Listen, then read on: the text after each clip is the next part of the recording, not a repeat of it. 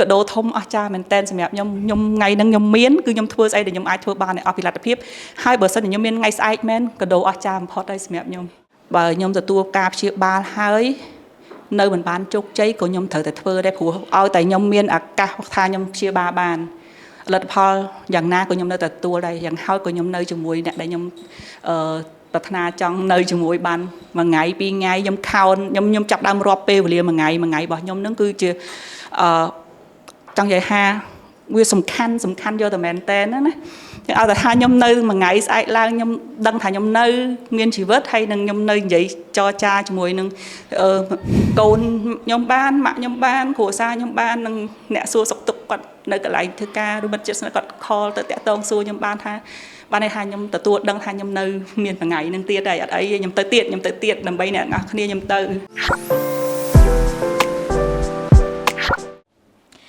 ជួបគ្នាម្ដងទៀតជាមួយនឹងវេទិកាដ៏ពិសេសដោយសារតែថ្ងៃនេះខ្ញុំបានអញ្ជើញបងស្រីដែលគាត់មានឈ្មោះថាចម្រើនចាហើយខ្ញុំស្គាល់គាត់នឹងតាមរយៈ page របស់គាត់ជាពិសេសគឺសភៅមួយដែលនៅពេលដែលខ្ញុំគ្រាន់តែអានជាមួយនឹងចំណងជើងទៅមានអារម្មណ៍ថាឈឺហ្មងសភៅនឹងមានចំណងជើងថាស្នាមកំបិតអញ្ចឹងបងប្អូនទាំងគ្នាបានដឹងហើយថាពាក្យថាស្នាមកំបិតបើសិនជាកំបិតធម្មតាអត់មានស្នាមទេលុះណាតែកំបិតនឹងបានចាក់ចូលសាច់ហើយអញ្ចឹងយើងអត់ដឹងថាតើនៅក្រៅភាពឈឺចាប់រឿងអ្វីដែលបងស្រីបានជួបប្រទះកន្លងមកតាំងពីបងស្រីនៅក្មេងរហូតមកដល់ធំនេះមានកម្រិតធ្ងន់ប៉ុណ្ណាដែលនាំឲ្យបងស្រីអាចសរសេរជាសភៅមួយចែកមកទៅកាន់បងប្អូនទាំងអស់គ្នាបានចាអញ្ចឹងថ្ងៃនេះមានវត្តមានបងចម្រើនជំរាបសួរបងចាថ្ងៃនេះបានជួបបងផ្ទាល់ហើយធ្លាប់តែឃើញតាមរូបថតក្នុង Facebook ចាអញ្ចឹងបងចម្រើនអាចជួយណែនាំខ្លួនឯងតិចបានទេបងចាជំរាបសួរម្ដងទៀតជំរាបសួរទាំងអស់គ្នាខ្ញុំឈ្មោះរៀមសុខចម្រើនជាម្ចាស់ស្នាដៃស្នាមកំបិតសភៅមួយក្បាលហ្នឹងគេចេះសួរច្រើនដែរថាហេតុអីបានដាក់ចំណងជើងស្នាមកំបិតថាតើអានមិនដឹងចាបងអញ្ចឹងឆ្នាំនេះបងមានអាយុប៉ុន្មានហើយចាឆ្នាំថ្មីខ្ញុំគ្រប់អាយុ45ហើយ46ហើយមានកូនចំនួនខ្ញុំមានកូនចំនួន3នាក់កូនប្រុសទាំង3កូនប្រុសទាំង3អាយុប៉ុន្មានខ្លះទៅបងកូនទី1 25កូនទី2 20កូនទី3 15ចាអញ្ចឹងគឺកូនប្រុសទាំង3តែម្ដងចាបងខ្ញុំបានតាមដានសាច់រឿងបងមួយចំនួនអូខេឥឡូវខ្ញុំពីខ្ញុំទៅសូមជំរាបបងត្រង់ថាចេះខ្សែជីវិតតាំងពីក្រមកធម្មតាពួកយើងកើតចិត្តប៉ែតបែកពីអពតមកខ្ញុំជឿជាក់ថាមានប្រជាជនជាច្រើនដែលជួបរឿងបាក់ដូចយើងដែរអញ្ចឹងខ្ញុំគិតថាអូខេគេក៏ពិបាកយើងក៏ពិបាកដែរអញ្ចឹងយើងចាត់ទុកថាធម្មតាហ្មងបងនៅរួចខ្លួនមួយចាហ្នឹងហើយ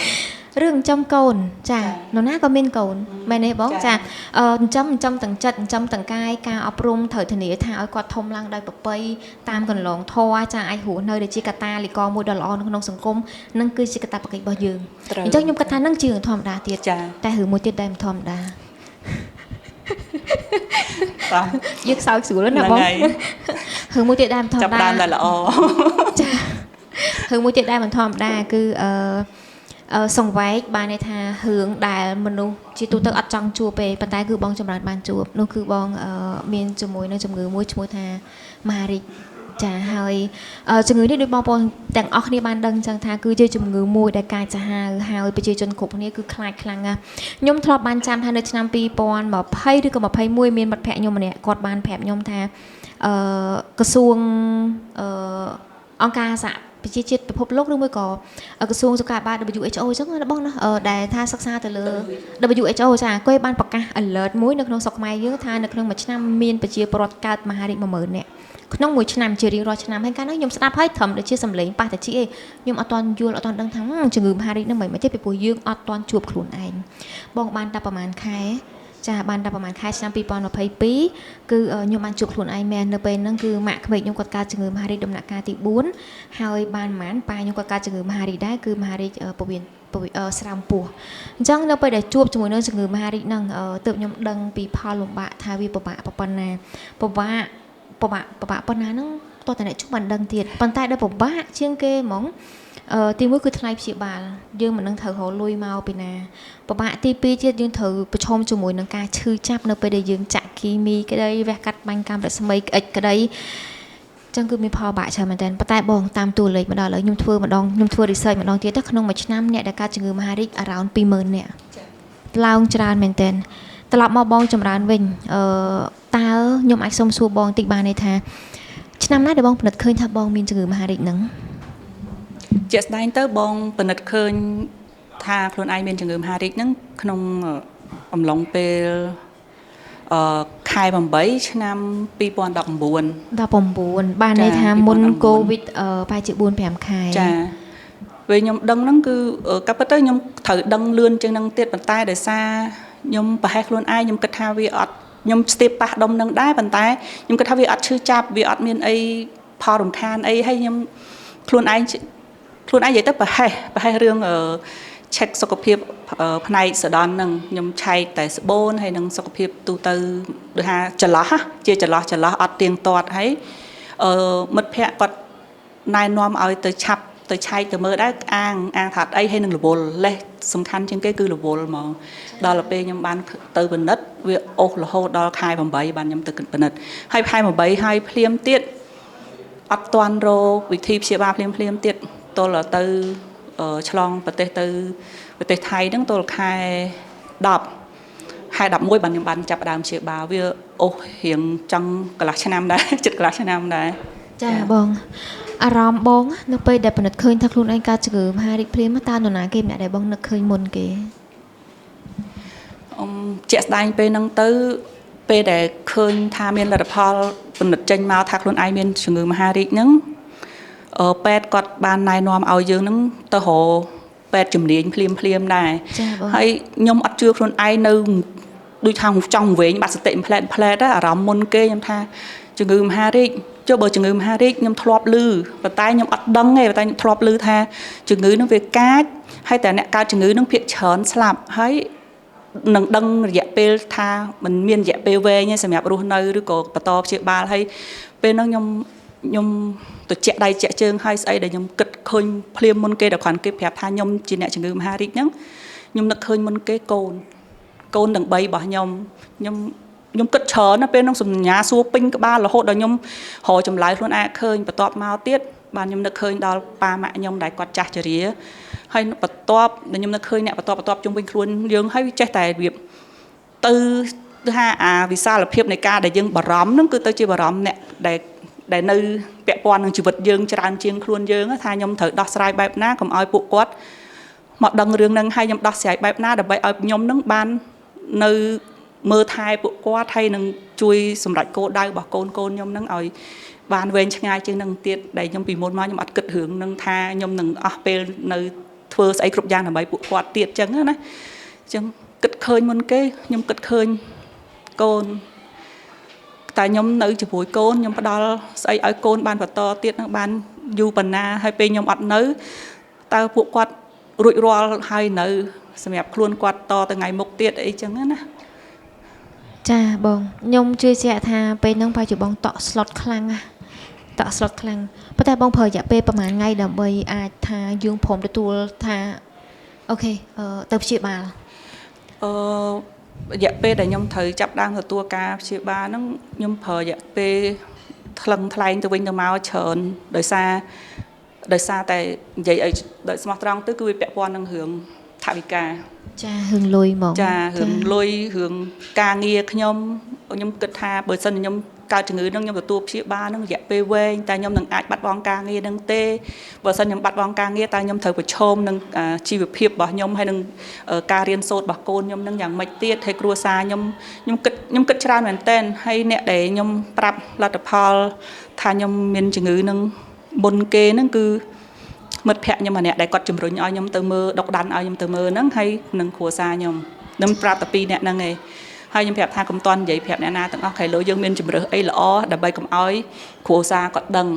យើងគិតមើលសិនយើងទទួលយកអត់តន់បានអញ្ចឹងបើសិនយើងទទួលយកអត់តន់បានយើងទៅប្រាប់ពួកគាត់នឹង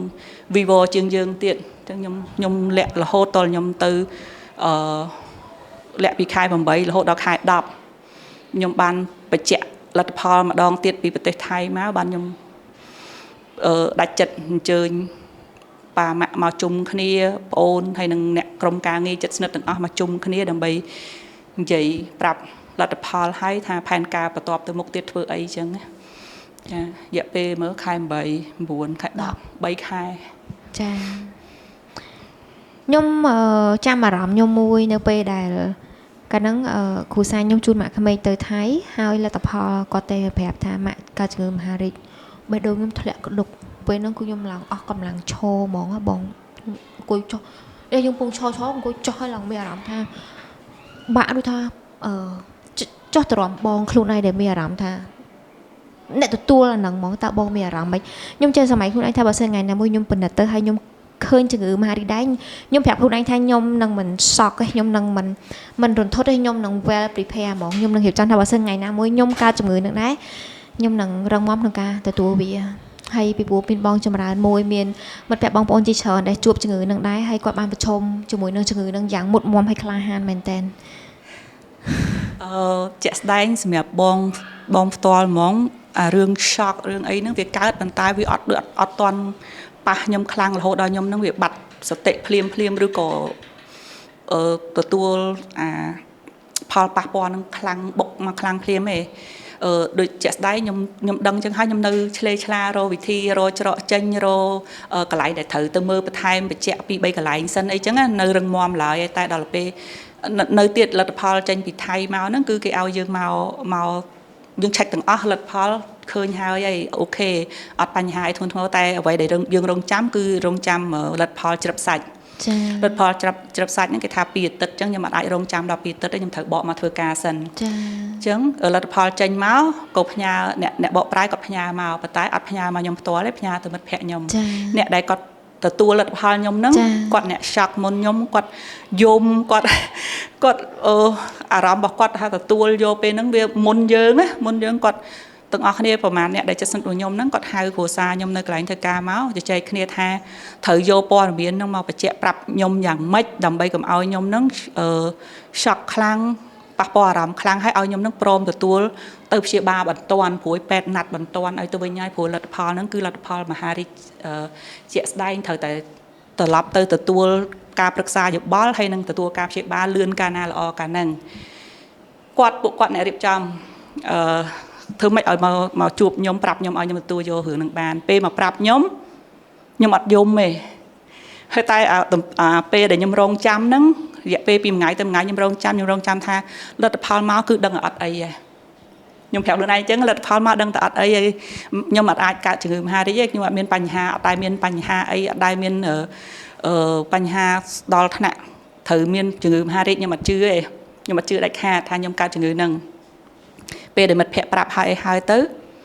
ពួកគាត់ចាប់ដើមនិយាយរៀបរាប់ណែនាំលើកទឹកចិត្តអីចឹងថាខ្ញុំអត់អីទេអញ្ចឹងខ្ញុំនឹងលើកកម្រងទៅតែពេលដែលខ្ញុំទៅជួបដុកទ័រខ្លួនឯងបានខ្ញុំទុនដៃទុនជើងពេលហ្នឹងខ្ញុំទុនដៃទុនជើងខ្ញុំល្ងឹតមុខខ្ញុំបែកញើសស្រាក់អញ្ចឹងទៅ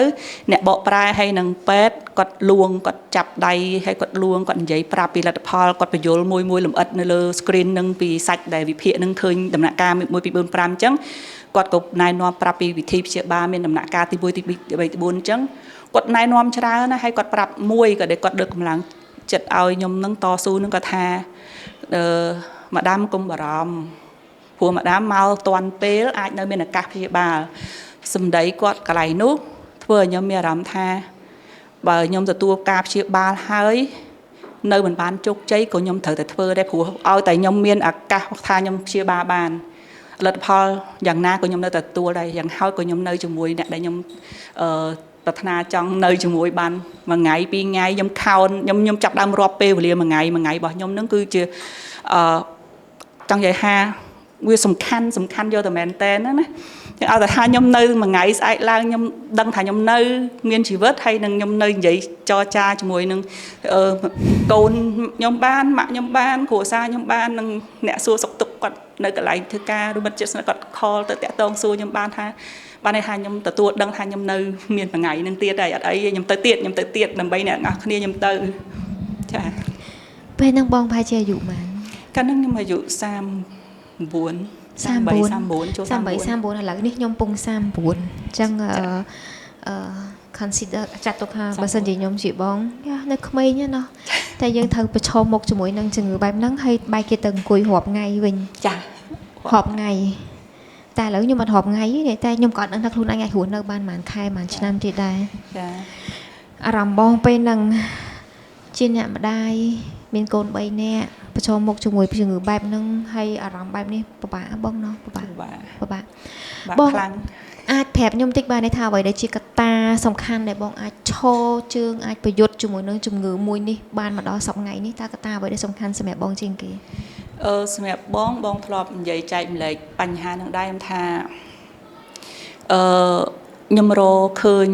បុព្វហេតុថាហេតុអីបានខ្ញុំត្រូវរស់បន្តទៀត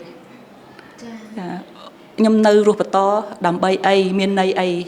ចាខ្ញុំរកហេតុអីហេតុន័យអីនឹងឲ្យខ្លួនឯងសិនចាព្រោះអីពេលហ្នឹងគឺខ្ញុំអ្នកប្រឈមខ្ញុំអត់អាចគិតពីរឿងអ្នកណាដតីផ្សេងបានទេចាអញ្ចឹងបុព្វហេតុដែលខ្ញុំចង់រស់បន្តនោះខ្ញុំគិតថាម៉េចខ្ញុំគិតថា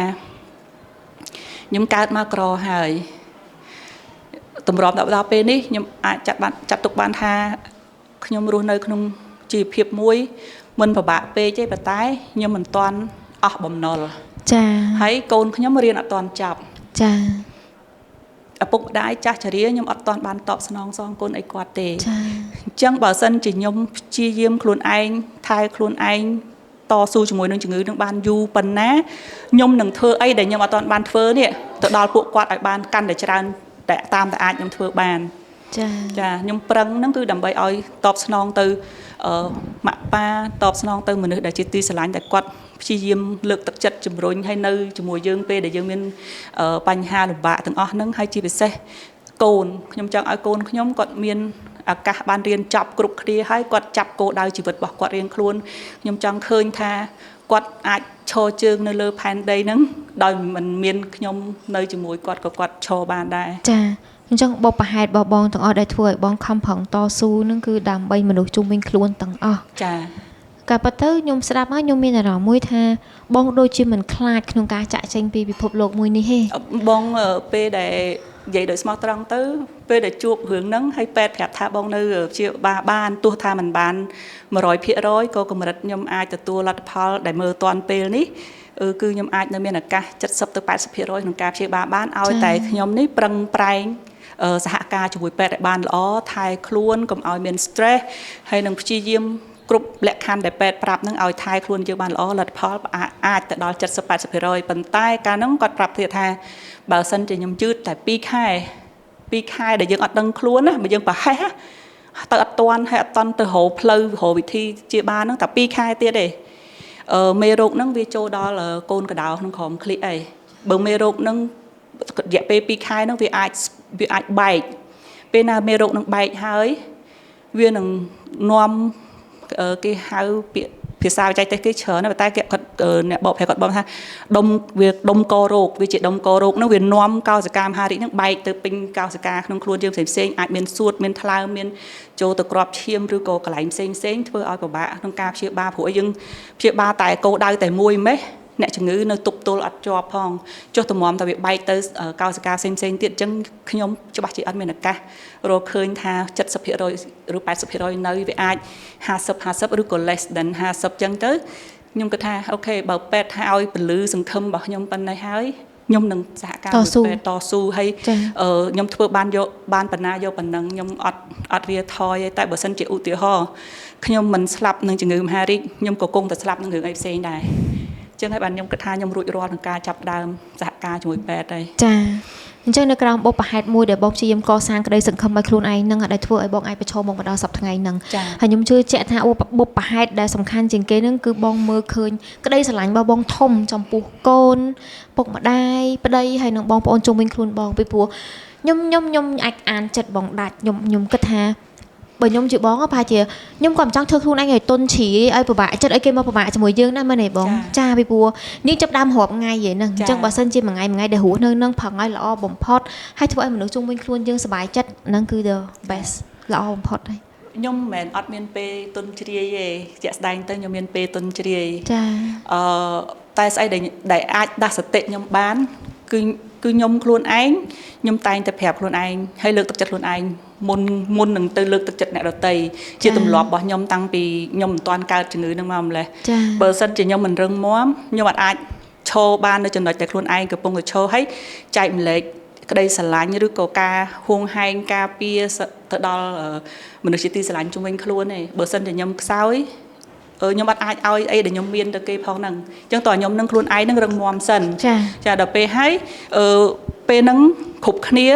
ដឹងរឿងខ្ញុំគាត់ពិបាកចិត្តតែគ្រប់គ្នាក៏ប្រឹងណាស់ដែរប្រឹងក្នុងការទោះមិនមានថវិកាជួយគាំទ្រជួយ support ខ្ញុំឲ្យទៅព្យាបាលក៏មានកម្លាំងចិត្តក៏មានការផ្ដល់ក្តីស្រឡាញ់មើលថែជាកម្លាំងកាយកម្លាំងចិត្តផ្សេងទោះជាមិនមានកម្លាំងថវិកាអញ្ចឹងកម្លាំងដែលពួកគាត់ផ្ដល់ឲ្យខ្ញុំទាំងអស់នោះគាត់ផ្ដល់ក្តីសង្ឃឹមឲ្យខ្ញុំថាពេលខ្ញុំទៅនោះខ្ញុំមានសង្ឃឹមជាច្រើនអញ្ចឹងខ្ញុំតស៊ូពេលដែលខ្ញុំបាក់ទឹកចិត្តខ្ញុំចង់បោះបង់ខ្លួនឯងចោលម្ដងខ្ញុំថា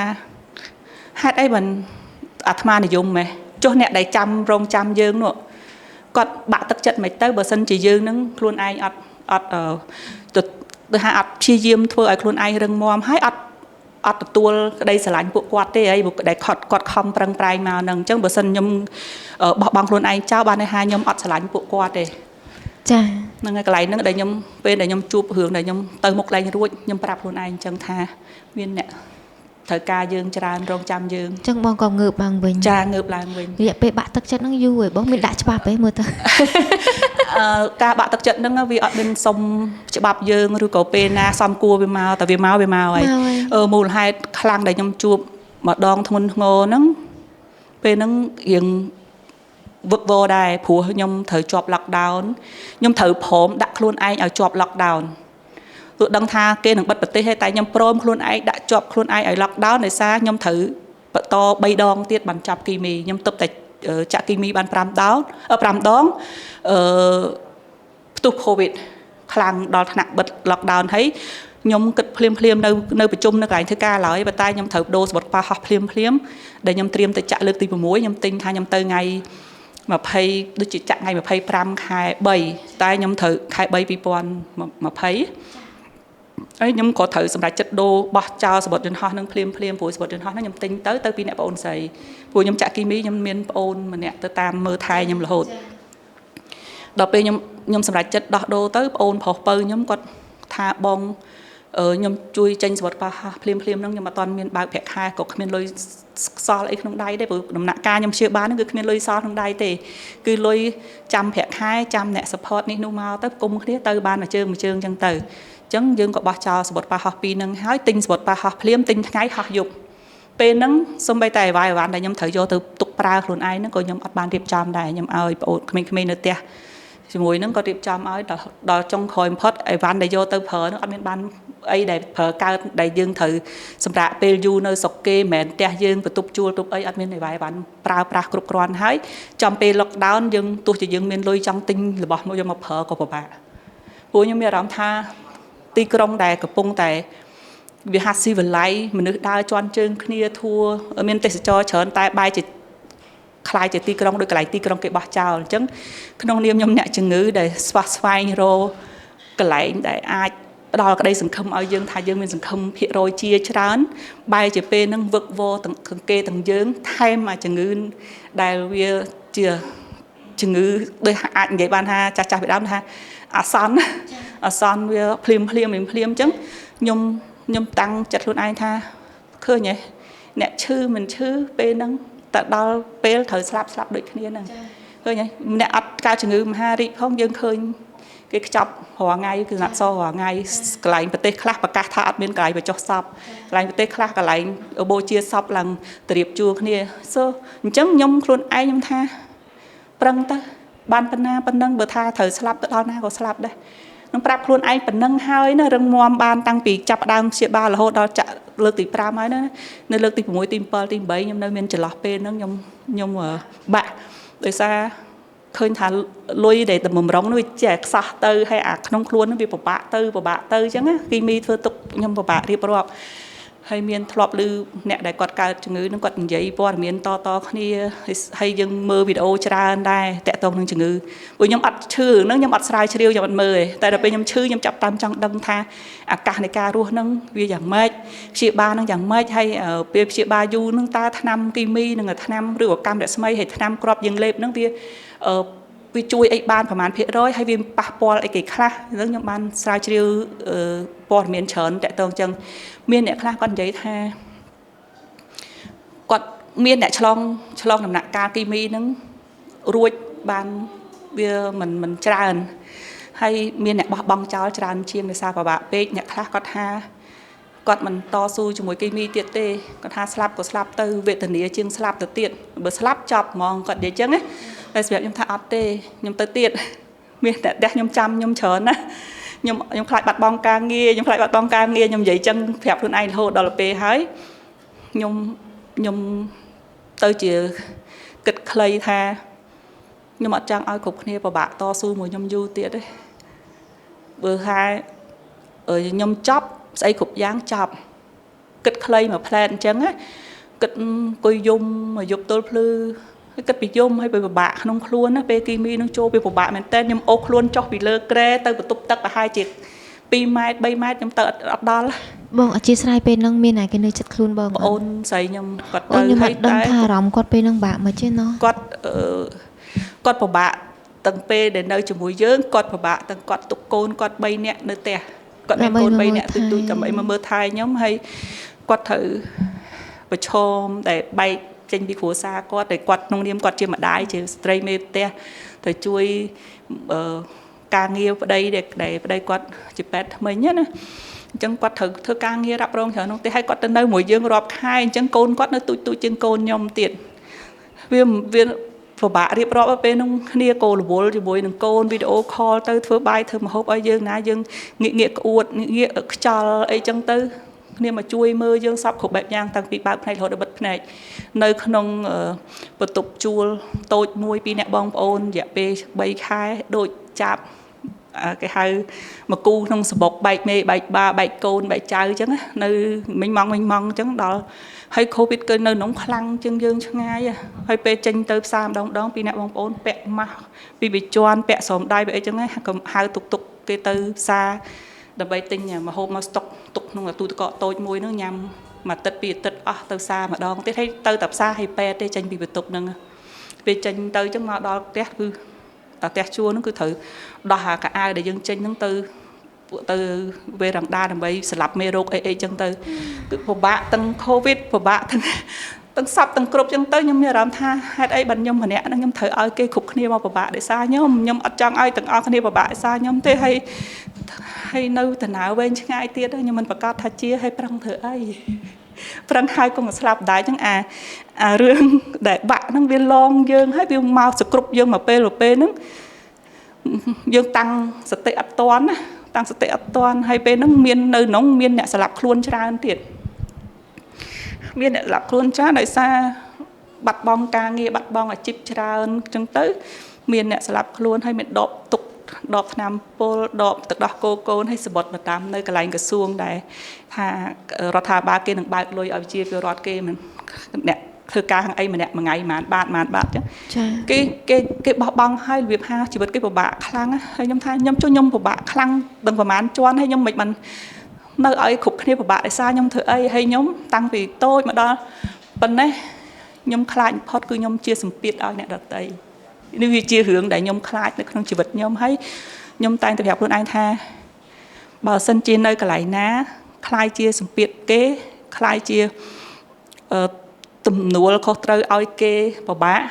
nhom ọt nơi nhom ọt vơ tề nhom đạch khát nhom ọt ai nè na bà bá để xa nhom tê tu nhom nơi không than phiền bẹp nào đòi đòi pe nhom thẹn luôn khai trên nè chừng người luôn ấy nhom khơi ôn khơi mạ khơi pa nhom khơi còn mà thnom thai nhom pe nhom chủ sợ chừng nhom thơ tụng đồng luôn nhom uất chừng tới việc mau rô lang đô bảy đô po chừng pa nhom sệ mà cô mơ hại đây ban côn việc mau lính chẳng một con men chia men đây còn phay xón xao còn sệt lỗ là chẳng tới nhưng cô uất tới việc men po ở chẳng tới còn phay cả ha khai côn con đang là bột tới chẳng hay mai trong nó mau chụp bạch chẳng còn mau đỏ sợ nhom pẹ từ thưa ca nhom tợ ruồi chẳng còn đỏ chân nhưng tới còn vô cái xài sao mới chụt luôn chụt ấy nhom còn chụp bạch đây bạch chứ nhom mạ ơi mạ chụp bạch chứ ngay nhom từ nhom thầm đó bên đây nhom ở đây mà mưa thay mà không chụp bạch bạch chứ ngay nhom mà cái này con ai chưa không to mạ mơ con ai mà nhom mà dụ trần bao nhiêu dụ trần đó ខ្ញុំរវល់ថាការងារខាងក្រៅរស់លុយមកគុតគង់ប៉ុន្តែខ្ញុំអត់តែបានមើលប៉ាម៉ាក់ពេលម៉ាក់ប៉ាឈឺខ្ញុំតែទៅពេលគាត់ចុករយខ្ញុំតែទៅបានច្បាច់គក់ឲ្យគាត់ហេតុអីពេលខ្ញុំឈឺខ្ញុំអាយុ40ឆ្នាំជាងឲ្យគាត់មកច្បាច់ដៃបាច់ជើងឲ្យខ្ញុំគាត់មកកោះរឹតមើលថែខ្ញុំដូចកូនងាខ្ញុំថាខ្ញុំពិតជាបន្ទុកឲ្យគាត់តាំងពីតូចដល់ធំខ្ញុំឈឺច្រើនជាងគេម៉ាក់ថាបាក់ចិញ្ចឹមអត់ចង់រស់ហើយប៉ាហ៊ានដល់និយាយថាកូនខំប្រឹងមើលថែជំងឺទៅបើសិនជាអស់លទ្ធភាពលក់ផ្ទះប៉ាទៅកូនលក់ផ្ទះប៉ាទៅឲ្យតែកូនបានរស់ឲ្យកូនបាននៅមានជីវិតខ្ញុំថាបើលក់ផ្ទះប៉ាវាអត់កើតទេហើយលក់ឲ្យគាត់នៅណាហើយយ៉ាងផ្ទះខ្ញុំនៅបងលក់ទៀតបើខ្ញុំមិនតែកូនខ្ញុំគ្រួសារខ្ញុំគាត់ទទួលខុសត្រូវមិនខ្ញុំអត់ចង់ឲ្យខ្ញុំសាងអីហើយខ្ញុំបន្សល់ទុកឲ្យរឿងនឹងមិនល្អឲ្យគេបងអត់បានលក់ផ្ទះដោយសារប្រធានផ្នែកបងនៅកន្លែងក្រុមហ៊ុនធ្វើការហ្នឹងហើយនឹងក្រុមការងារមិត្តភ័ក្តិជិតស្និទ្ធរួមជំនាន់ជាង20ឆ្នាំហ្នឹងពួកគាត់ខ្ញុំស្នើសុំជំនួយថវិកាបន្ថែមពីខាងក្រុមហ៊ុនហើយប្រាប់ពីហេតុផលយកលទ្ធផលពេទ្យឲ្យទៅគាត់ក៏ព្យាយាមសរសេរស្នើសុំឲ្យជួយសេស្នើសុំឲ្យទៅក៏បានជំនួយឧបត្ថម្ភពីក្រុមហ៊ុនដែលខ្ញុំធ្វើការហ្នឹងទៅដោះតលមួយគ្រាធំបានចាប់ដល់ចាក់គីមីតែដល់ពេលចាប់គីមីហ្នឹងហើយគេឲ្យខ្ញុំបន្តសម្រាប់មួយខែដើម្បីមកជួបណាត់ជាមួយដុកទ័រកម្មរស្មីពេលហ្នឹងខ្ញុំអស់មែនតើណាខ្ញុំប្រើអីដែលខ្ញុំមាននៅក្នុងខ្លួននឹងជំនួយដែលជួយមកខ្ញុំទាំងអស់ហ្នឹងអស់ហើយជួយទាំងបងប្អូនអីអ្នកមានបងធွာមានអ៊ំអីគាត់ជួយមកអ្នកតិចមកហ្នឹងគឺអស់មែនតើហើយខ្ញុំក៏អត់ខ្ញុំក្រែងចិត្តពួកគាត់ខ្ញុំឲ្យហ៊ានសុំជំនួយតទៀតទេអញ្ចឹងខ្ញុំក៏ស្នើសុំពេទ្យសុំឯកសារទាំងអស់ថាឥឡូវជាប់ lockdown ហើយអញ្ចឹងខ្ញុំក៏ពិបាកធ្វើដំណើរទៅមកហើយខ្ញុំក៏អស់លទ្ធភាពដែរខ្ញុំសុំឯកសារដែលមានព្យាបាលនៅបើសុកនេះឯងហ្នឹងខ្ញុំចង់បានឯកសារហ្នឹងទៅព្យាបាលបន្តនៅស្រុកខ្ញុំព្រោះការកម្មបាញ់កម្មរស្មីគាត់ប្រាប់ថាខ្ញុំបាញ់យ៉ាងហោចក៏25ទៅ30ដងតោះឲ្យទៅមើលជាក់ស្ដែងទៅលើលទ្ធផល scan សិនបើសិនជាខ្ញុំ scan ហើយឃើញលទ្ធផលយ៉ាងណាគាត់នឹងប្រាប់ចំនួនដងនោះឲ្យច្បាស់ខ្ញុំថាច្រើនដងអញ្ចឹងចំណាយទៅអស់ថវិកាប្រហែលគាត់ចេញកញ្ចប់វគ្គថ្មីឲ្យខ្ញុំថាកម្មរស្មីពីយើងចាប់ដើមរហូតដល់ចប់តម្លៃប្រហែលជាអស់ប្រហែលអញ្ចឹងពេលដែលខ្ញុំបានទទួលតារាងតម្លៃវិភាគប្រហែលប្រហែលហ្នឹងហើយខ្ញុំថាខ្ញុំទៅទៀតឡើងរួចឲ្យខ្ញុំសុំវល់ជួយឲ្យខ្ញុំបានឯកសារចេញពីពេទ្យហ្នឹងដើម្បីខ្ញុំយកឯកសារហ្នឹងទៅស្រុកខ្ញុំវិញអញ្ចឹងពេលខ្ញុំមកដល់ហើយខ្ញុំត្រូវសុំកាលហ្នឹងពិបាកធ្វើដំណើរអត់មានជើងហោះហើរទេហើយខ្ញុំចាក់គីមីហើយអញ្ចឹងខ្ញុំខ្សោយខ្លាំងណាស់ហើយខ្ញុំអាណិតប្អូនខ្ញុំពេលដែលខ្ញុំគិតថាខ្ញុំទៅមុខមិនរួចខ្ញុំចង់បោះបង់ចោលខ្លួនឯងខ្ញុំគិតច្រើនដល់ពេលចុងក្រោយខ្ញុំគិតថាខ្ញុំមិនអាចធ្វើបាបប្អូនខ្ញុំហើយម្ដងទៀតទេការដែលយើងយកយើងទាំងមូលទៅវិញហើយនឹងយកធាតុទៅវិញវាខុសគ្នាឆ្ងាយហើយគ្នាអត់មានសាច់ញាតិបងប្អូននៅនឹងផងគ្នាទៅត្រូវរត់ការធ្វើម៉េចហើយដូចគេហៅសត្វដែលបែកវងបែកគ្រួសារហ្នឹងគ្នាយំទួញសោកមិនឲ្យរត់ការហ្នឹងយកបងទៅមិនយកសពទៅក៏យកមិនទៅមិនគិតថាផលបាបបងប្អូនខ្ញុំច្រើនទៅខ្ញុំគិតថាហើយគាត់ក៏មានបញ្ហាក្នុងផ្ទះគាត់ដែលគាត់ត្រូវត្រឡប់មកវិញអីចឹងណានោះរកគ្រប់វិធីចុងក្រោយបានទៅសុំឯកសារពីទូតខ្មែរហើយនឹងសបុតពេទ្យចេញពីពេទ្យដើម្បីឲ្យពេទ្យជួយចាត់ចែងឡានអំបឡង់អញ្ចឹងខ្ញុំមកស្រុកវិញថ្ងៃដែលខ្ញុំចាក់គីមីចប់ហើយហ្នឹងហើយដើម្បីឆ្លងមកវិញហ្នឹងគឺគេអត់ទាន់បើក lockdown ទេខ្ញុំត្រូវមកតាមឡានអំបឡង់ហើយមានឯកសារដើម្បីសុំឆ្លងអីចឹងណាខ្ញុំក៏បានឆ្លងមកស្រុកខ្មែរបានសម្រេចហ្នឹងគឺនៅខែចុងខែ5 2020ហ្នឹងហើយខ្ញុំមកដល់ស្រុកខ្មែរហ្នឹងជប់ហើយយប់ម៉ោង10បណ្ដប់ហើយតែអត់ហ៊ានចូលផ្ទះទេឲ្យប្អូនរៀបចំឡានមួយដើម្បីឲ្យដឹកយកទៅចកាទៅចាត់ទលេស័កនៅចកាអស់2អាទិត្យបានខ្ញុំបានណាត់ជួបពេទ្យនៅកាឡាម៉ែតមកបន្តព្យាបាលកម្មរស្មីនៅកាឡាម៉ែត សុំកាត់បងតិចค่ะបងអាចតាក់ទងទូតអីហូឡានហើយមកកាលហ្នឹងថ្លៃចំណាយអស់មែនទេបងការតាក់ទងទូតនឹងថ្លៃរដ្ឋបាលគេអត់មានអស់ច្រើនទេយើងគ្រាន់តែជូនថ្លៃសេវាកម្មគេតិចតួចអញ្ចឹងណាសូមឯកសារទូតបញ្ជាក់ថាជាក់តាមប៉ាសពតយើងហើយនឹងយោងទៅតាមกระดาษចេញពីពេទ្យមកថាយើងជាអ្នកជំងឺមហារីកអញ្ចឹងហើយសូមត្រឡប់ទៅផ្ទះវិញ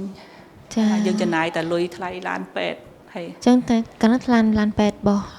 ពេទ្យថៃគេជូនយើងមកដល់ស្រុកខ្មែរបងអត់ទេអត់ដល់ត្រឹមទល់ដែនឡែមតែដល់ទល់ដែនឡែមយើងមកឡានតទៀតមកបន្តតែកាលនោះមានឡានដែរកាលជំនាន់ហ្នឹងគេព្រមដឹកដែរព្រមដឹកក៏តែយើងដល់យើងមកហ្នឹងគឺវាថ្លៃគួរសមដែរបានថាយើងប្រើអាលុយដែលនៅសល់ចុងក្រោយហ្នឹងធ្វើមិនឲ្យតែបាត់ដល់ស្រុកវិញចាផលវិបាកច្រើនណាច្រើនមកដល់វិញពេលយើងនិយាយហាក់ដូចជាយល់សពចឹងវាកើតហើយក៏ប៉ុន្តែអ្នកដែលជួបរឿងហ្នឹងមិនដឹងថាមុនហ្នឹងចឹងបើយើងនិយាយទៅអារម្មណ៍អ្នកសួរសុខទុក្ខហើយនៅអារម្មណ៍អ្នកជំងឺចឹងតើអ្នកជំងឺហ្នឹងបានគាត់ដឹងថាផលវិបាកអីគេខ្លះដែលគាត់ឆ្លងកាត់ហើយអ្នកសួរសុខទុក្ខគាត់មើលឃើញតែគាត់អត់ទាន់ពាល់ត្រូវចាខ្ញុំអត់ដឹងនិយាយមិនទេតែខ្ញុំយល់ពីអារម្មណ៍នៃប្រហែលនៅដោយសារខ្ញុំអ្នកមើលថែអ្នកជំងឺចាហើយជីវិតខ្ញុំអត់ចង់ឲ្យដូចខ្ញុំបានតាំងចិត្តរឿងសរសេរសភៅមួយថាខ្ញុំចែកម្លែកសភៅហ្នឹងទៅមិនមែនលក់សេចក្តីទុកសោកឲ្យអ្នកទាំងអស់គ្នាអាណិតមិនមែនចង់ឲ្យអ្នកទាំងអស់គ្នាទិញការអាណិតទេគឺខ្ញុំចង់ឲ្យអ្នកទាំងអស់គ្នាទិញយកបទពិសោធន៍ចាមែនតើទៅសភៅមួយនេះស្នាមកំបិតខ្ញុំជំរាបបងថងថាខ្ញុំអត់តបានអានទេអានតែចំណងជើងខ្ញុំពាល់អារម្មណ៍ឈឺហើយដូចខ្ញុំជំរាបបងអញ្ចឹងថាពាក្យថាកំបិតជាពាក្យធម្មតាប៉ុន្តែពាក្យថាមានស្នាមហើយបានថាវាមុតលើស្បែកចាហើយស្នាមកំបិតដែលមុតណាតតាអ្នកមុតមកមិនដឹងថាវាឈឺមិនហើយពិបាកមិនកាលហ្នឹងហេតុអីបានជាបងនឹកឃើញចង់និពន្ធសភៅមកក្បាលហ្នឹងឡើងបើនិយាយពីរឿងការនិពន្ធសភៅហ្នឹងជាក់ស្ដែងទៅបងមិនមែនទើបតែចង់សរសេរសភៅពេលបងឈឺនេះទេចាបងខ្លួនឯងបងស្រឡាញ់សភៅព្រោះបងមានអារម្មណ៍ថាម៉េចបងគឺជាអ្នកបរាជ័យរឿងរៀនសូត្របងបរាជ័យរឿងរៀនសូត្របងរៀនអត់ដល់គោលដៅប៉ុន្តែបងស្រឡាញ់សភៅខ្លាំងណាចាហើយបងគិតថាមានតែសភៅហ្នឹងទេដែលយើងអាចរៀនសូត្រពីសភៅបានហើយយើងអាចអ្នកនិពន្ធគេអាចចងក្រងចែកម្លែកស្អីដែលគេចេះដឹងមកច្រើនតម្រាំតែចេញពីសភៅមួយក្បាលហើយពាក្យមួយក្បាលពាក្យមួយតួនឹងគេយកមកផ្គុំចូលគ្នាតលតែអ្នកហ្នឹងគាត់ចេះគាត់ដឹងគាត់មានអីដែលចង់បរៀនយើងមានអីចង់ចែកម្លែកយើងហើយខ្ញុំស្រឡាញ់ហើយពេលដែលខ្ញុំឃើញសភៅខ្ញុំអានចំណងជើងខ្ញុំគិតថាមានអារម្មណ៍ថាសរសើរមែនតើដែលគេសរសេរសភៅបានមួយក្បាលគេធ្វើមិនគេយកពាក្យអីគេខ្លះយកមកបូកចូលគ្នាឲ្យចេញសភៅមួយក្បាលដល់ទៅពេលខ្ញុំដំណើរជីវិតខ្ញុំអាចនិយាយបានថាខ្ញុំអត់ប្រៀបធៀបជីវិតខ្ញុំជាមួយអ្នកណាខ្ញុំប្រៀបធៀបជីវិតខ្ញុំខ្លួនឯងជាមួយនឹងអតីតកាលរបស់ខ្លួនឯងព្រោះពេលដែលខ្ញុំនៅឈរជើងនៅកន្លែងមួយដែលខ្ញុំគិតថាអូខេជីវិតខ្ញុំអាចទៅមុខបានរលូនខ្ញុំមានហូបចុកគ្រប់គ្រាន់ហើយខ្ញុំមានដបូលជ្រកត្រឹមត្រូវអត់មានធ្លុះធ្លាយដោយសារដបូលចាស់ហើយផ្ទះយើងចាស់ហើយពេលភ្លៀងម្ដងយើងអត់មានកន្លែងគេយើងត្រូវបាចទឹកយើងត្រូវត្រង់ទឹកអីជីវភាពរបស់ហ្នឹងយើងឆ្លងកាត់រួចហើយខ្ញុំសប្បាយចិត្តនឹងខ្លួនឯងដែលខ្ញុំមានជីវភាពប្រសើរជាងមុនហើយខ្ញុំអាចតស៊ូមកបានរហូតដល់គ្រប់គ្នាក្នុងផ្ទះខ្ញុំមានអីដែលខ្ញុំចង់ឲ្យគាត់ហ្នឹងគឺឲ្យបានបដាហើយទោះមិនបានពេញលេញបរិបូរណ៍ 100% ក៏ប្រសើរជាងកាលពី10-20 ឆ្នាំមុនអីចឹងណាហើយខ្ញុំមានគំនិតថាចង់សរសេរសភៅហ្នឹងគឺខ្ញុំចង់ចែកម្លែកទៅដល់បងប្អូនជំនាន់ក្រោយកូនក្មួយជំនាន់ក្រោយថាជីវិតយើងតែកើតមកវាមានទុក្ខហើយមានផលលំបាកមានរឿងត្រូវជួបទៅប៉ុន្តែម្នាក់កុំងាយបោះបង់ចោលខ្លួនឯងព្រោះគោលដៅទៅថ្ងៃមុខមិនទាន់ដឹងថាយើងនឹងទៅជាបរាជ័យឬជោគជ័យទេតើយើងទៅដល់សិនហើយខ្ញុំចង់ចែកម្លែកគំនិតជាច្រើននៅក្នុងសភៅពេលដែលខ្ញុំមកដល់ចំណុចដែលខ្ញុំអាចថាខ្ញុំមានការងារធ្វើហើយខ្ញុំអាចជួយគ្រួសារបានហើយខ្ញុំអាចជួយដល់អ្នកដទៃបានច្រើនទៀតដែលអាចផ្ដល់ឱកាសឲ្យគាត់ យល់រកខ្លួនឯងត្រូវមើលមកសម្ភារការងារបានអីចឹងខ្ញុំសប្បាយចិត្តហើយខ្ញុំចង់សរសេរសភៅបែបលើកទឹកចិត្តយូរហើយមុនខ្ញុំឈឺទៀតប៉ុន្តែកំណត់ទាំងអស់ហ្នឹងវាបរាជ័យទៅវិញដោយសារទី1ខ្ញុំរវល់ការងារខ្លួនឯងច្រើនទី2អត់មានអត់ដឹងថាខ្លួនឯងត្រូវចាប់ដើមពីណាទៅស្វែងរកកន្លែងចាប់ដើមនៅកន្លែងណាព្រោះយើងអត់មានbackground អីតាក់ទងនឹងនិយាយទៅការសិក្សាទាំងអស់យើងអត់មានតំណែងតំណងអត់មានអីចង់ចាប់ដើមអត់ដឹងថាទៅចាប់ដើមពីណាដល់ពេលអត់ចាប់ដើមពីណានឹងផងថែមទាំងគ្រប់គ្នាគេនិយាយម្នាក់ម៉ាត់ថាសេសភៅអីមានណាសម័យនេះហើយណាគេអានសភៅហើយសេហើយសរសេរហ្នឹងចង់សរសេរពីអីគេរៀនចប់បណ្ឌិតអនុបណ្ឌិតមកកណោគ្មានណាមានបានសរសេរសភៅក្នុងសរសេរពីអីឲ្យណាគេមកអានហើយសភៅភាសាខ្មែរឥឡូវគេក៏មិនសូវអានគេអានភាសាអង់គ្លេសដែលចង់និយាយថាជាគេហៅអ្នកជោគជ័យក្នុងពិភពលោកអីបានគេអានអញ្ចឹងណាមានគំនិតអីល្អចែកឲ្យគេមានបានគេជោគជ័យហើយយើងជោគជ័យអីគេចង់ចែកម្លែកហ្នឹងអញ្ចឹងមានអារម្មណ៍ថាយើងហ្នឹងទៅជាទៅធ្លាក់អាឆន្ទៈរបស់យើងនោះវារួមតូចទៅវិញដល់ពេលខ្ញុំចាប់ដើមសរសេរម្ដងទៀតនេះខ្ញុំតាំងចិត្តថាគោលដៅរបស់ខ្ញុំសរសេរខ្ញុំត្រូវតែសរសេរសភៅនោះដោយសារខ្ញុំអាចអស់ឱកាសក្នុងការឃើញសភៅខ្លួនឯងក្នុងដៃទី1ទី2ខ្ញុំចង់ឲ្យស្អីដែលខ្ញុំអាចមាននេះទៅអ្នកដែលខ្ញុំអត់ស្គាល់ហើយនឹងបានទៅឆ្ងាយជាងដែលខ្ញុំខ្លួនឯងនឹងបានទៅដល់ហើយខ្ញុំមិនគិតថាវានឹងជោគជ័យអីតែខ្ញុំគ្រាន់ថាខ្ញុំសូមផ្ញើសារអីដែលខ្ញុំមានបទពិសោធន៍អីដែលខ្ញុំមាននៅលើភពផែនដីហ្នឹងទោះជាខ្ញុំមិននៅក៏សភៅនេះនៅបានវែងឆ្ងាយជាងខ្ញុំចានេះគឺជាមូលហេតុដែលបងសរសេរសភៅនេះឡើងចាអរគុណបងខ្ញុំបានឃើញសភៅបានឃើញគម្របដែរអញ្ចឹងពីខ្ញុំទៅក៏ជាដូចថាអូខេពីខ្ញុំទៅដូចថាខ្ញុំធ្វើ research ច្រើនរៀនច្រើនធ្វើដំណើរទៅប្រទេសក្រៅច្រើនដែរប៉ុន្តែសួរថាតើខ្ញុំអាចមានអារម្មណ៍មួយដូចគេនិយាយឲ្យបងមិញថាអូសភៅហ្នឹងនេះពេកអីពេកដែលគេមិនមកអានទេអញ្ចឹងណាប៉ុន្តែដូចបងនិយាយចឹងថាខ្ញុំពិតជាចង់ដកស្រង់នៅបទពិសោធន៍របស់បងមែនហើយថាតើរឿងដែលបងជួបហ្នឹងខ្ញុំអាចយកមកប្រាប់ខ្លួនឯងថាបើសិនជាថ្ងៃក្រោយខ្ញុំជួបរឿងហ្នឹងដែរខ្ញុំត្រូវធ្វើមិនគឺជាកម្លាំងចិត្ត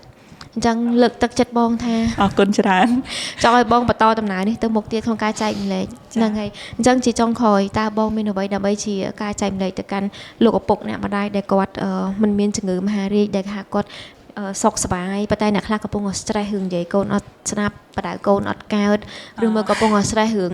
អត់មានប្រាក់ចំណូលសេដ្ឋកិច្ចធ្លាក់ចុះឬក៏តនេអត់សុខ stress លេងបាក់ចិត្តលេងចាបងមានអ្វីជាសារពិសេសចាអរគុណដែលផ្ដល់ឱកាសឲ្យបងហើយពីខ្ញុំទៅខ្ញុំសប្បាយចិត្តមែនតើរាល់កម្មវិធីដែលមិនថាតូចធំប៉ុណ្ណាឬក៏ឱកាសមានវែងខ្លីប៉ុណ្ណាទេដែលផ្ដល់ឱកាសឲ្យខ្ញុំគឺមានអារម្មណ៍ថាដូចបានជួយបំពេញក្តីប្រាថ្នាឲ្យខ្ញុំហើយខ្ញុំអរគុណម្ដងទៀតវាជាក្តីសម័យរបស់ខ្ញុំថាតែខ្ញុំរស់នៅនេះមានបុព្វហេតុអីដែលត្រូវរស់នៅបន្តដូចខ្ញុំលើកមុននឹងអញ្ចឹងគឺខ្ញុំស្រឡាញ់ក្នុងការចែកម្លែកបើខ្ញុំអាចជួយអីបានទៅដល់មនុស្សជុំវិញខ្លួនហ្នឹងខ្ញុំរស់នៅខ្ញុំមានអារម្មណ៍ថាខ្ញុំ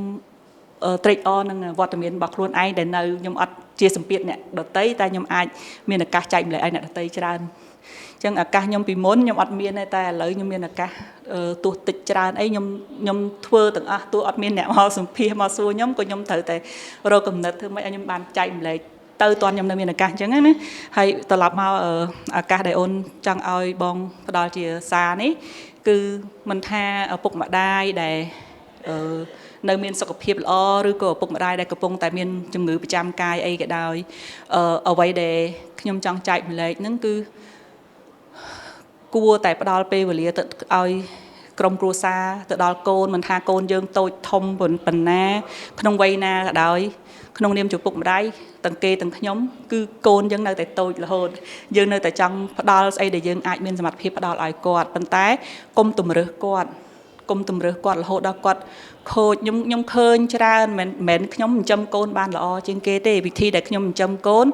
ក៏មានការតិទៀនច្រើនហើយក៏មានអ្នកខ្លះក៏គាត់សរសើរអញ្ចឹងទៅអញ្ចឹងយើងអាចបំពេញចិត្តអ្នកដទៃបានទេអញ្ចឹងយើងបំពេញចិត្តខ្លួនឯងហើយនឹងក្រុមគ្រួសារយើងថាយើងចង់ឲ្យកូនយើងមានសេចក្តីសុខ chẳng dân ao sẽ cái đây sọc nắng việc thật thề ban bản na việc sai lời dân này ao tiện bởi dân ở chạy ao cô nó ở ban thật tua này phù ở pe class dân ao từ tam tại ở vậy để dân chẳng ao tại dân ở ban đăng tha côn có trong bàn ở cha trời cả ở chẳng sừng cungปัจจุ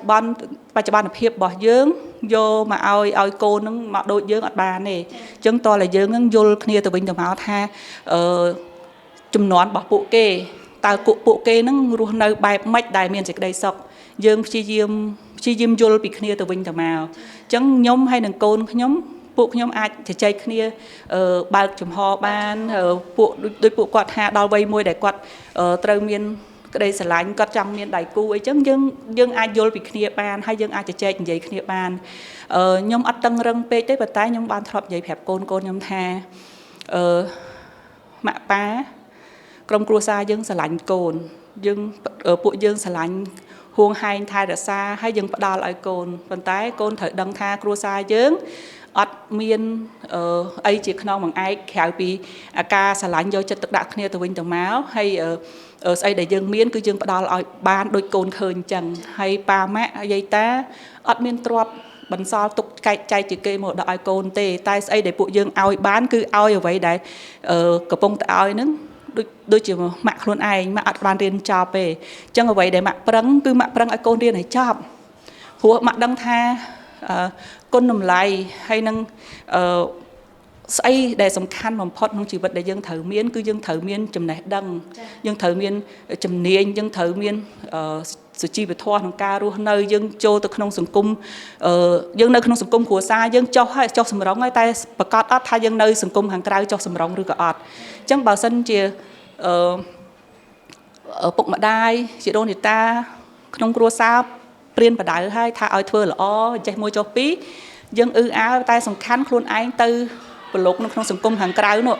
แต่โกนโยเตทาไอ้ได้เหืองหรอไอ้ได้เหืองมันหรอให้มาประดาไม่ให้ทาเบอร์เรื่องหรอโกนsángโกนตัวตัวให้เรื่องได้มันหรอโกนsángก็โกนตัวตัวได้ขณีให้พวกมาได้ช่วยบ้านแต่ตามหลักเพียบเบอร์เปะปอนดาวเรื่องทงนโง่เลือกปีสมัติเพียบยังอัดเมนไอ้แต่สาวสองเตะจังแต่โกนจังประพฤตินึงดาวเลยชีวิตบอกโกนหลักพาลมวยหน้าได้โกนจังเลยจังเบอร์สันจีเมียนเปะปอนดาวเรื่องจะบับตลอดก็ได้ก็ดังโกนเถิดดังให้ทายังอัดเมนไออ่างเตะจังต่อไปการประพฤติคล้วนบอกโกนนึกน้องสมกุมโกนเถิดแต่โยธาเรื่องไอ้ได้อาการปีไอ้คล้วนโกนซอกเรื่องไอ้ได้อาการปีไอ้กรมครัวซายังคอยขนองนึงซอกดังทาโกนซอกขัวซาขัวซอกแต่เบอร์โกนตุกขัวซาตุกเลอโกนดังมาđóก็ปุยังสลายยังจังช่วยแต่ยังอัดเมนหลักเพียบช่วยเพื่อมันจังเวียใส่แต่เลอการประพฤติบอกโกนจังเรื่องอ๋อนั่งยังเธอจะเจ๊นี่ดังปีทาหลักพาละอ๋อเวียหดพาอย่างไม่หลักพาหลักขวะเวียหดพาอย่างไม่ให้จีเรื่อยปุย้อมจะใจขณีน้องขัวซาเปเมียนปัญหาต่อสลัดไอ้ขนมสังคมกะลางจีเซการกรุบฉบับการจราจรเลือดองเพลย์โกนเคยเนี่ยกูธนาการเคยหัวไงให้โกนจังเตอร์ทัวร์หนาเลือเพลย์นั่งเถิดดังท่าเนี่ยในเตะจำโกนเพลย์โกนไหม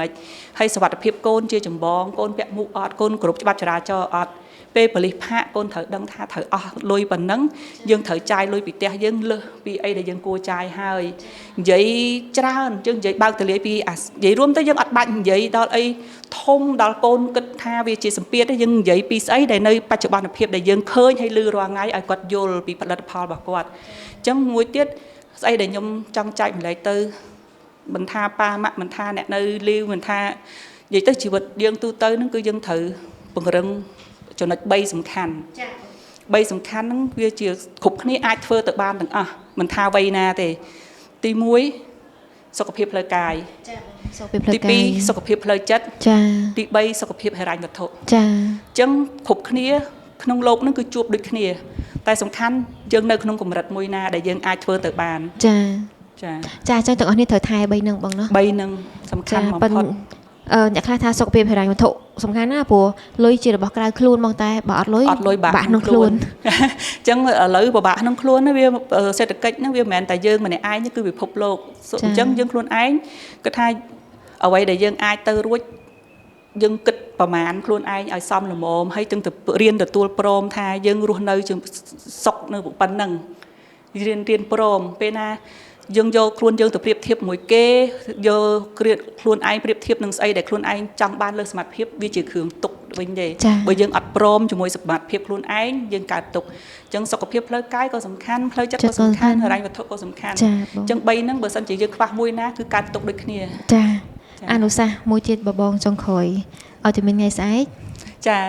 ខ្ញុំអាសាប្រើពាក្យនឹងគ្រប់កន្លែងទាំងអស់ដែលជួបអ្នកមានបញ្ហាហើយគាត់កើតទុកគាត់រៀបរាប់ទៅដូចទុកគាត់នឹងទូលមកធំជាងគេលើលោកអត់មានអ្នកផ្សេងទូលដល់អញ្ចឹងណាខ្ញុំនិយាយឲ្យ principle ខ្ញុំថាឥឡូវនិយាយអស់មកទុកនឹងកើតអីខ្លះនិយាយមកដល់ពេលនិយាយទៅខ្ញុំថាទុកដែលនិយាយហ្នឹងបើសិនជាស្ដាប់ខ្ញុំវិញហើយកុំយំស្ដាប់ខ្ញុំវិញហើយកុំស្រែកថាពិបាកណាស់ស្អីដែលខ្ញុំអាចប្រាប់បានទៅហើយគិតឲ្យរឿយហើយយកវាទៅអនុវត្តហើយដាស់សតិខ្លួនឯងសម្រាប់ខ្ញុំវិញគឺថាបើសិនជាខ្ញុំនៅមានថ្ងៃស្អែកគឺជាកាដូដែលធំបំផុតសម្រាប់ខ្ញុំហើយព្រោះបើអ្នកទាំងអស់គ្នាអត់ធ្លាប់មានជំងឺឈឺធ្ងន់អត់ធ្លាប់ទៅតវ៉ាចង់ដណ្ដើមជីវិតខ្លួនឯងពីច្រកមកចរិតមកវិញទេទាំងអស់គ្នាអត់យល់ថាមួយថ្ងៃដែលយើងកំពុងតែមានហើយថ្ងៃស្អែកនឹងមានសម្រាប់យើងនឹងតើវាអស្ចារ្យប៉ុណ្ណាវាកាដូធំអស្ចារ្យមែនតើសម្រាប់ខ្ញុំថ្ងៃហ្នឹងខ្ញុំមានគឺខ្ញុំធ្វើស្អីដែលខ្ញុំអាចធ្វើបានឲ្យអស់ពីលទ្ធភាពហើយបើសិនជាខ្ញុំមានថ្ងៃស្អែកមែនកាដូអស្ចារ្យបំផុតហើយសម្រាប់ខ្ញុំចាអញ្ចឹងជូនទៅកាន់ប៉ាម៉ាក់ទាំងអស់គ្នាជូនទៅកាន់បងប្អូនទាំងអស់គ្នាអ្វីដែលបងចម្រើនគាត់ចែកម្លែកសង្ឃឹមថាបងប្អូនទាំងអស់នេះអាចទទួលយល់នៅពាក្យមួយឃ្លានេះគឺឲ្យតែមានថ្ងៃស្អែកហ្នឹងហើយគឺជាកាដូថ្មីសម្រាប់ពួកយើងទាំងអស់គ្នាដូច្នេះហើយសូមប្រើប្រាស់ថ្ងៃនេះអ្វីដែលមានឥឡូវនេះឲ្យល្អបំផុតតាមដែលអាចធ្វើបានចាអញ្ចឹងអរគុណបងចម្រើនអរគុណទស្សនិកជនទាំងអស់នេះជួបគ្នានៅវីដេអូក្រោយ